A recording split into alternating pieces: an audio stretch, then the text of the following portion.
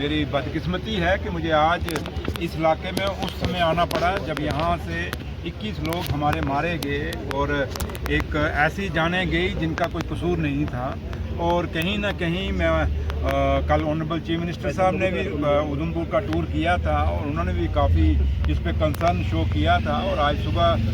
मैं भी उनसे पूछ के आया हूं और मैं देखना चाहता था जिस मोड़ पे, जिस रोड पे इतना बड़ा हादसा हुआ है तो किसकी गलती है, क्या है। कुछ चीज़ें मैं देख के जा रहा हूं और वापस जाके मैं ये जो कुछ चीज़ें मैंने ऑब्ज़र्व की हैं, और ज़रूरी नहीं कि मैं मीडिया के अंदर बोल के जाऊं, बट इतना ज़रूर है कि मैं एक रिस्पॉन्सिबिलिटी से कह के जाऊंगा कि जहां भी जो भी जिसका भी कसूर होगा उस आदमी को बख्शा नहीं जाएगा। क्योंकि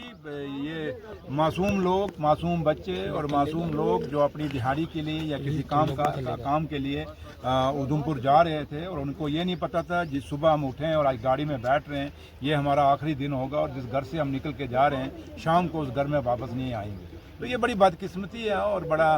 दुखदाई है। और इसको जितना भी हम इसका अफसोस जाहिर करें कम है, और जितनी भी इस एक्सीडेंट की निंदा करें, उन जिन लोगों के कारण ये एक्सीडेंट हुआ है उसकी निंदा करें, वो भी कम है। और मैं समझ सकता हूँ जिस तन लागे वो तन जाने, क्या जाने पीर पराई। इसलिए जिन घरों में ये दुख हुआ, ये सदमा हुआ, उन घरों का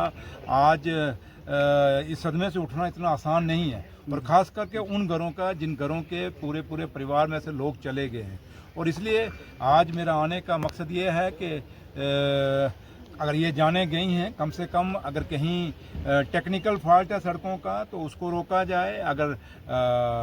ट्रांसपोर्ट डिपार्टमेंट की गलती है तो उनको भी अकाउंटेबल किया जाए, और जिस भी डिपार्टमेंट की गलती होगी उसको अकाउंटेबल किया जाए। और ऑनरेबल चीफ मिनिस्टर साहब ने कल साफ हिदायतें और डायरेक्शनें दे दी हैं, तो लिहाजा आपको ऑनरेबल चीफ मिनिस्टर साहब की जो डायरेक्शंस हैं उन पे भरोसा रखना चाहिए। और लेकिन एक चीज़ आपको क्लियर कहेंगे कि उमर अब्दुल्ला सरकार किसी भी ऐसी लापरवाही को बर्दाश्त नहीं करेगी जिसमें हमारे जम्मू कश्मीर के लोगों को नुकसान। ये जो बस का एक्सीडेंट हुआ है, बताइए जरा कि इस बस को ऑलरेडी 15 चलान हुए थे जिसमें से 10 चलान जो है वो ओवरलोडिंग के थे और नाका तोड़कर भागने के थे, लेकिन उसके बावजूद ये गाड़ी सड़कों पर फर्राटे बढ़ रही थी, कोई भी इसका मैंने आपको वही कहा कि ऑनरेबल सीएम साहब ने ये सारे इश्यूज अपने स्टेटमेंट में कल बोले हैं और मुझे नहीं लगता कि मैं बार बार उसको रिपीट करूं, क्योंकि ऑनरेबल चीफ मिनिस्टर साहब का जो वर्ड है दैट इज फाइनल। और उमर साहब ने जो बात कही है उसके ऊपर मुझे लगता है मुझे ज़्यादा बोलने की ज़रूरत नहीं है। जब उन्होंने कह दिया कि किसी को भी नहीं बख्शा जाएगा जिस डिपार्टमेंट की भी इसमें गलती पाई जाएगी, और जब आज जम्मू कश्मीर का डिप्टी चीफ मिनिस्टर उस जगह पे खड़ा है जहां वो हादसा हुआ है, तो आज समझ सकते हैं कि उमर अब्दुल्ला सरकार इस हादसे को कितना सीरियसली ले रही है, कितनी गंभीरता से ले रही है। और ये जाने हमारे लिए कितनी इम्पॉर्टेंट थी, हमारे लिए कितना मायना रखते हैं, वो इसी बात से आप अंदाज़ा लगा सकते हैं कि कल ऑनरेबल चीफ मिनिस्टर साहब, ऑनरेबल हेल्थ मिनिस्टर स्कीना इटू जी और ट्रांसपोर्ट मिनिस्टर साहब यहाँ पे उधमपुर में थे, और आज जम्मू कश्मीर का डिप्टी चीफ मिनिस्टर उस साइट पे है। तो यहाँ से आप अंदाज़ा लगा सकते हैं कि सरकार बड़ी गंभीर है और इस